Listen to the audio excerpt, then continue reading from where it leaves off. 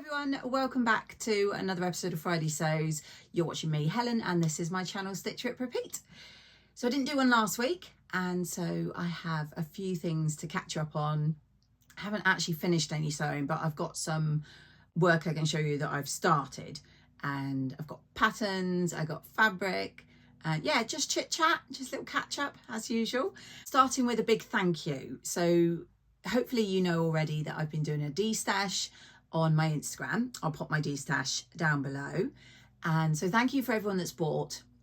I've actually got two destashes going. I've got sort of a personal destash, which is basically selling old fabric to fund the new fabrics I've bought. And then I've got a fat quarters destash that I've done especially in my highlights on my destash page, where I am trying to help my son raise some money. He is off on a wonderful trip of a lifetime next year with a company called African Adventures, where him and a lot of children of his age, so they'll be about 17, 18 next year, are going out to Kenya for 9 days, and they're going to help out in some of the poorer areas in the schools, building toilet blocks, classrooms, helping to teach, coaching football, all that kind of stuff. And yeah, he's really excited to go out there and get stuck in and be able to help. And to do that, he has to fund his own trip. So he has to raise just over £2,000, and we're doing really well. We've got a few things we've raised, but he set up a GoFundMe to get part of it. And so I thought if I could help at all by putting on some of my fat quarters that I'm never going to use and asking for a donation to his GoFundMe instead of money to me, then, you know, every little helps. So I just wanted to say a massive thank you to everyone that's bought from both destashes, and especially to a few lovely people who have actually donated when they saw my appeal about my son. Without buying any fabrics, they just wanted to donate. So I really appreciate that. It's very, very kind. And my son is very happy. And I think he's a bit overwhelmed that people are supporting him. So I just want to say a big thank you to that. And it's still ongoing, both destashes. Fabrics are going up that I'm selling privately to fund these. And then, as I say, the fat quarters as a donation to my son's GoFundMe. So that's something, like I said, it's ongoing. Something else that I have been working on recently, I went on a 2-day course. I'm not sure if I mentioned it. It was a while ago now. I think it was in March rather than April. If you follow me for a while, you might remember that last year, again, I think it was about March time, I did a very short crochet tutorial, and then I didn't do anything else with it. But recently, I went on a 2-day crochet for beginners at Make, and had a lovely instructor showing us all the basic techniques. And so I've got this to show you. So I don't know how well you're going to see this because I can't see the camera until I go to edit, but I've got this whole bag full, let me just move those handles out of the way, of wool. It is mostly wool that I picked up from a local seller who happened to live just across the road, and she was basically selling off all these different bundles that she wasn't going to use, and she put them all in a bag for £5. So I was really happy with that. And the piece that I made on the crochet course was, of course, a granny square. I think that's what they start everyone off with. And I was really happy that I made this granny square here. So I really would like to try my hand at doing a bit more crochet. I did say that, like I say, a whole year ago, I think. But I'm trying to really put more effort into it this time. So one of the things I've invested in are these little, I can't remember what they're called, stitch markers. Are they stitch markers? Yeah, I think so, to help me, because I find doing straight lines and finishing at beginning at the same place, I'm not very good at yet. My crochet tends to be a bit wobbly on the ends. So apparently these stitch markers are going to help. I have a couple of crochet hooks. One I got from the course. I can't remember which one it was. Might have been this one, which is a 5.5, and one that I've bought, which I think is a 4.5. So I've got a couple of crochet hooks, and yeah, I'd really like to try my hand with all this wool. So I got enough for that £5 to do lots of practicing. So stay tuned. Hopefully this time I actually will get a bit further than I did on my first session last year. Also at Make recently, last weekend in fact, I went for another social sewing day.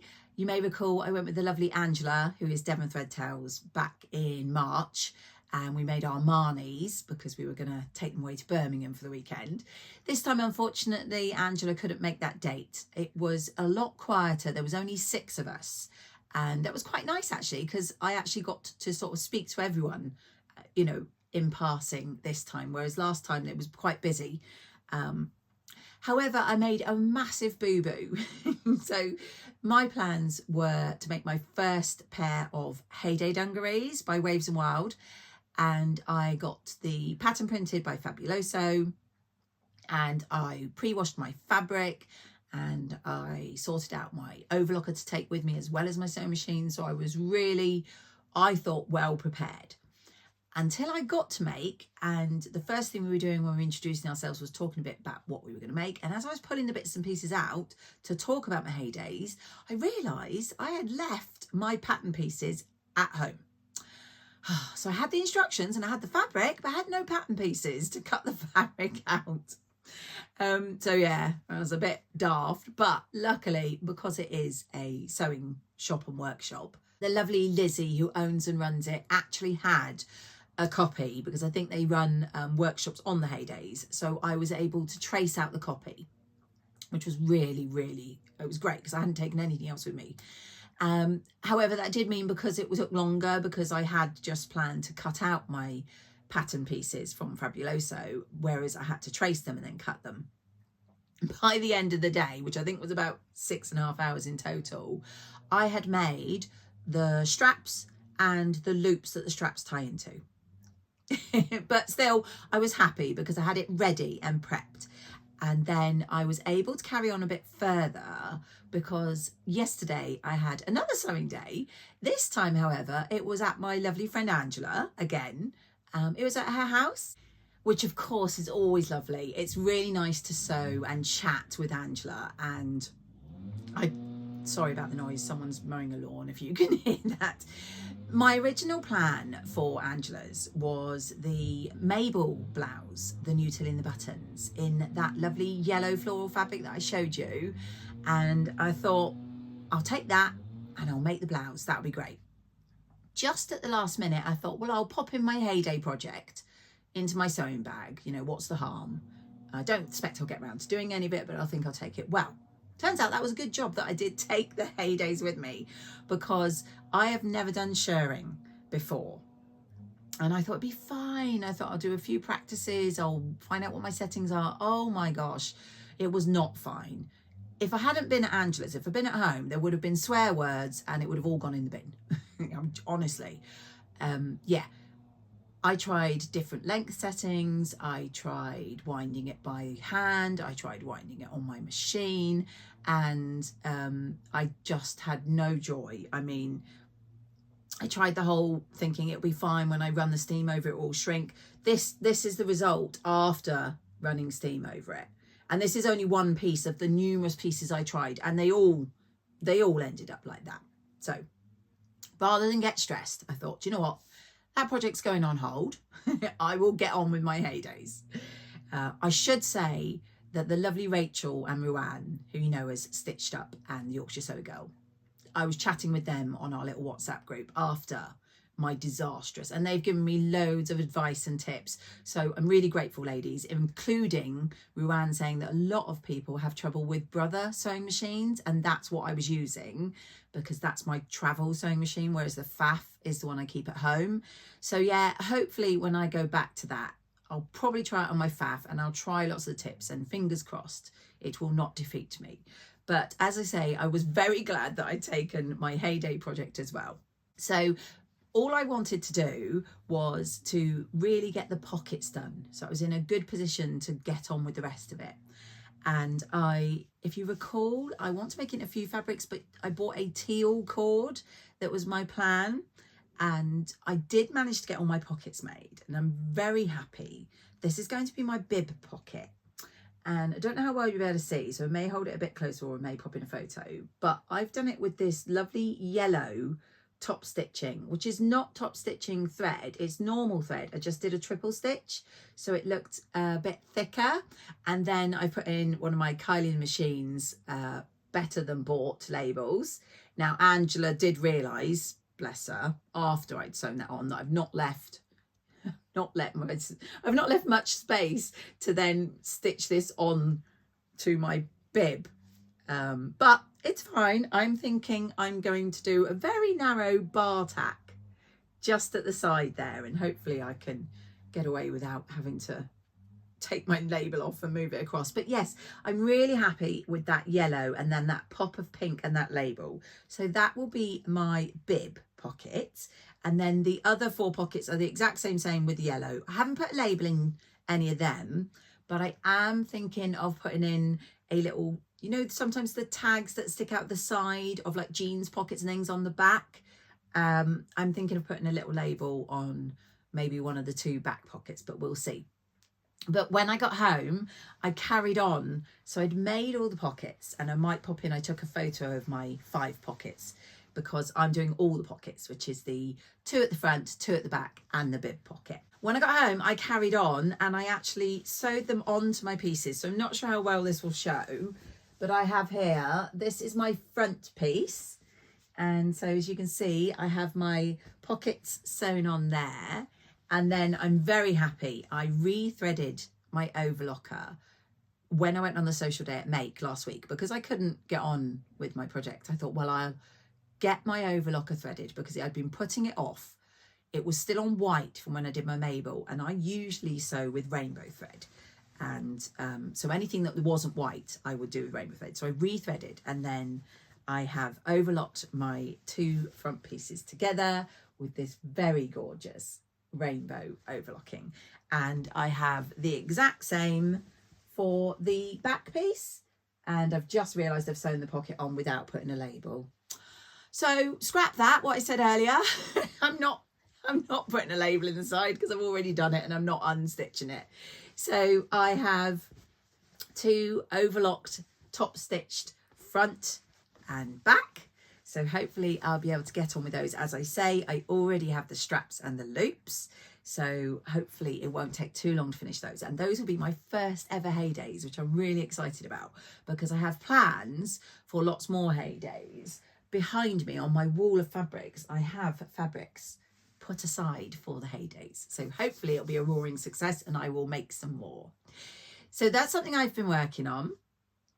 So as well as the heydays and the Mabel, I was hoping to join in with the Sew Recreate the Look on Instagram challenge this month. And if you follow me, you'll know that I put up, I wanted to make the Olivia bonus blouse was my inspiration, and hopefully I'll pop a picture here. Now I say inspiration loosely because I didn't have any fabric similar to that at all, but I kind of just like the whole sort of floral and the look of the blouse, and it very much looks like the Marnie because it's got the frills here.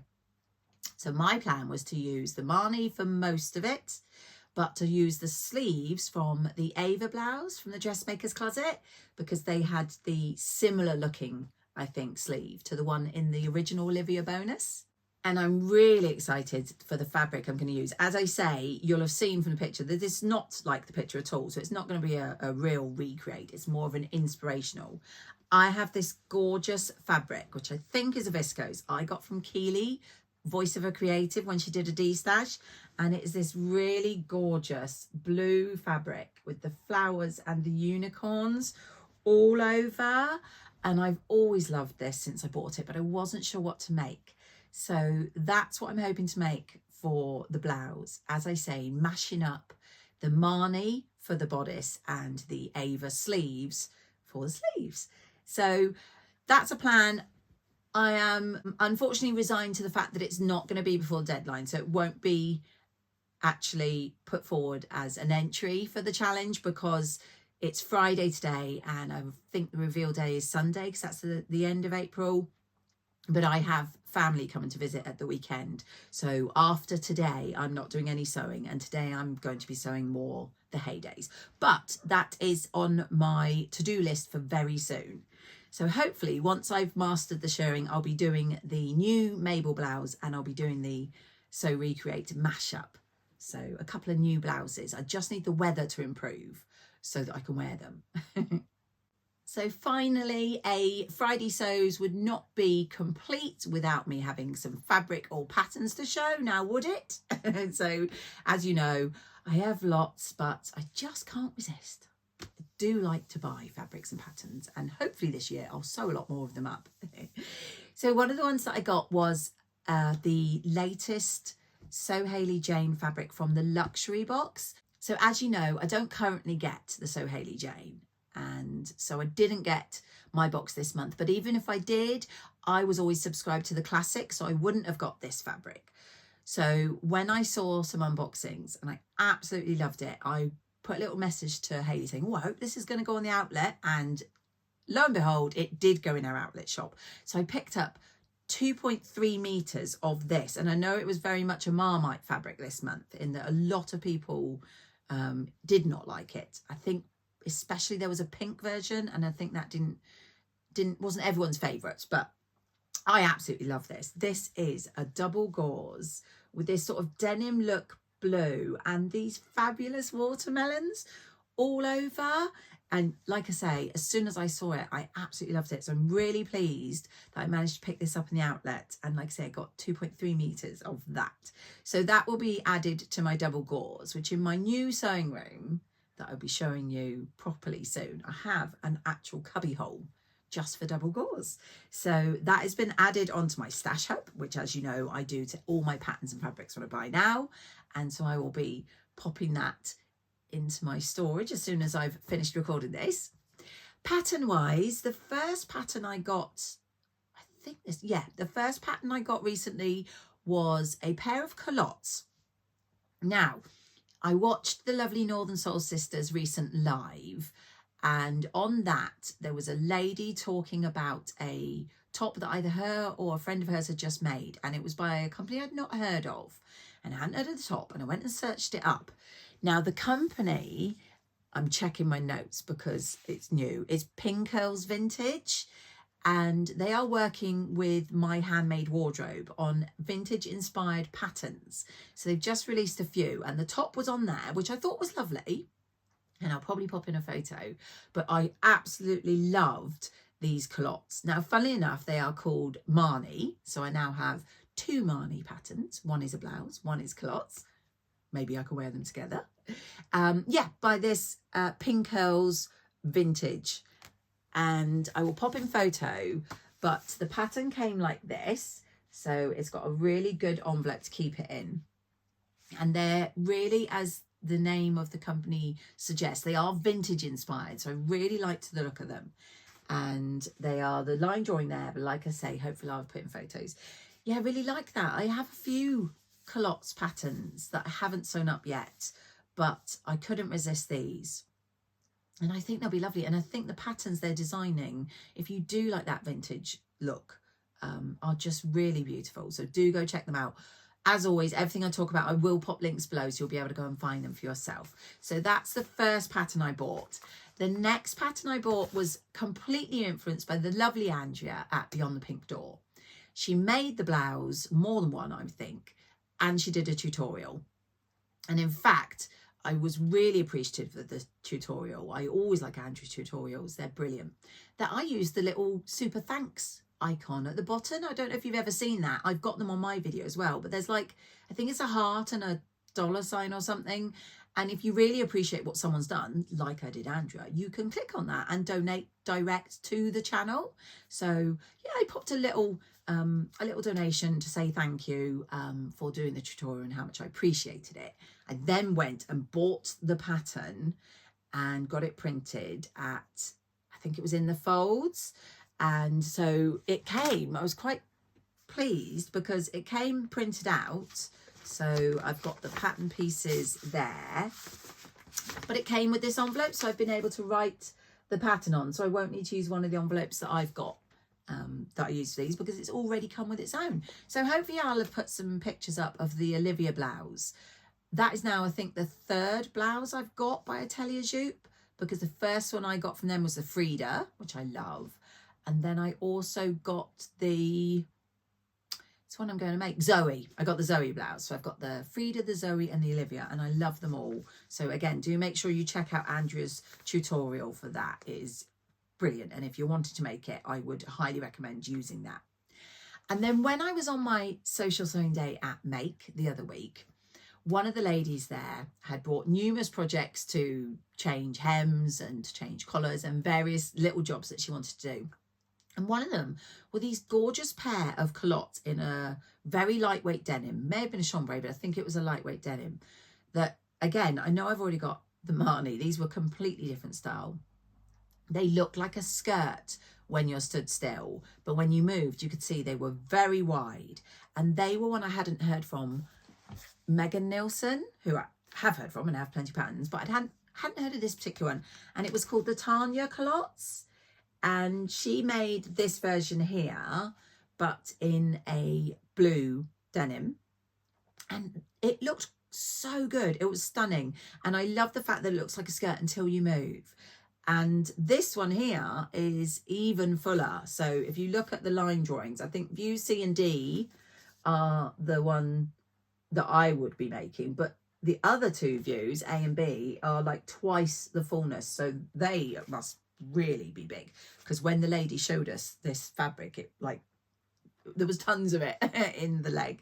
So yeah, I picked that up and I was very lucky, because when we go to the social sewing day, Lizzie does us a discount on the day for anything we buy, and I think this might have been the last one she had a shop in the shop, so I picked that up as well. So yeah, I have some other fabrics that I've ordered, but they're not here yet, so I'll save them for another day. I don't think I've forgotten anything. I do hope you've enjoyed my rambling. As I say, I will finish the heydays hopefully, so they'll be popping up on my Instagram very soon, fingers crossed. And I will be getting on with a couple of those blouses. Not until next week at the earliest. As I say, I have a nice family weekend ahead. So I will leave it there. I hope you're getting to enjoy something sewing related, and I will catch you all in my next video.